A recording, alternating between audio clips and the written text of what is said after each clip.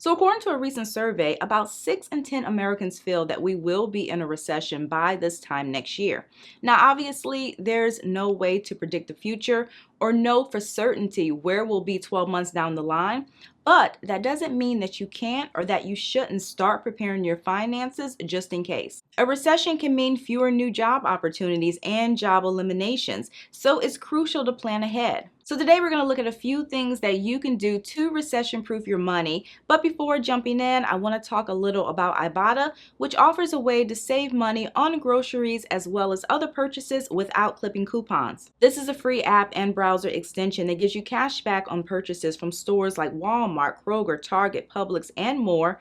And this is whether you're shopping in-store or online. But the app isn't only for food. You can also get cash back from other retailers too, like Home Depot, Old Navy, or PetSmart. Simply download the app, choose the offers you want before shopping, scan your receipt, and earn money. It's really that easy. So if you're interested, I will include a link below. And as a bonus, if you use my referral code at registration, Ibotta will give you $10 when you submit your first receipt. So the first thing you need to do is beef up your emergency fund. If saving money has not been a priority, or if your emergency fund needs some serious help, now is really the time to buckle down and focus on building a bigger cash reserve. This is crucial because cash can provide some protection in the event of a job loss or a pay cut.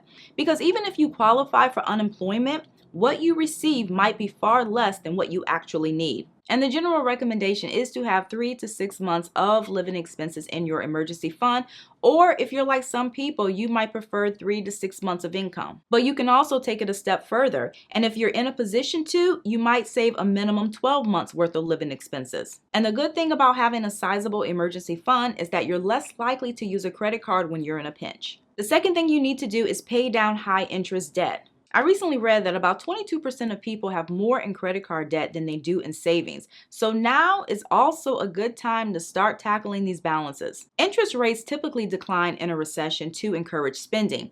However, some credit card rates will likely remain in the double digits, which can be costly if you carry a balance from month to month. Now, if you want to tackle all of your debt, that's great. But if you have to prioritize, focus on getting rid of your high interest debt first. This is going to free up the most money in your budget, which you can then use to build your savings. And some people might be in a situation where they have nothing or very little in savings, and on top of that, they also have credit card debt.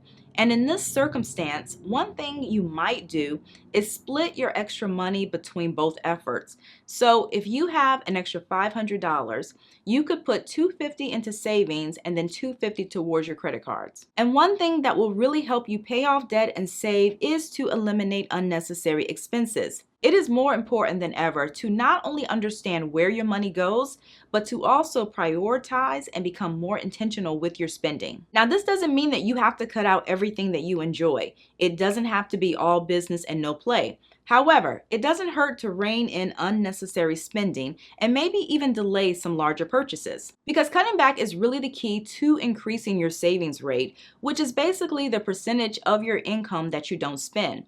And obviously, the higher your savings rate, the easier it will be to hit some other financial goals, such as paying off debt or building a bigger savings. And as far as cutting back, you might trim your entertainment or recreation budget, you can cancel a few monthly subscriptions or memberships, and maybe stop paying for some conveniences.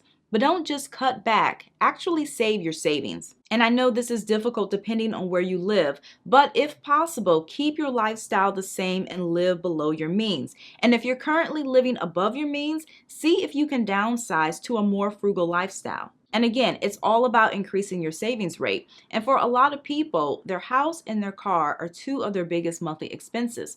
So by reducing these, they could possibly put hundreds back into their budget every single month. And finally, look for ways to increase your income. Jobs can get really competitive in a slow economy, and some companies might deal with layoffs. So another thing that you can do is mentally prepare for the possibility of re-entering the job market. And if you feel that your current job is unstable, you might look into expanding your skills or training for a recession-proof job, preferably one that earns more than your current job, which can provide more money for debt repayment and savings. But even if you do decide to stay put and stick it out with your current employer, I do recommend dusting off your resume just in case. But in the meantime, you might consider getting another source of income. Nowadays, there are so many ways to make extra money to pad your cushion. So that's all that I have for you guys today. Don't forget to like, comment, and share, and also subscribe if you like personal finance and you want to see more videos like this. I typically post every weekend, so thank you again for watching, and I'll see you in a few days.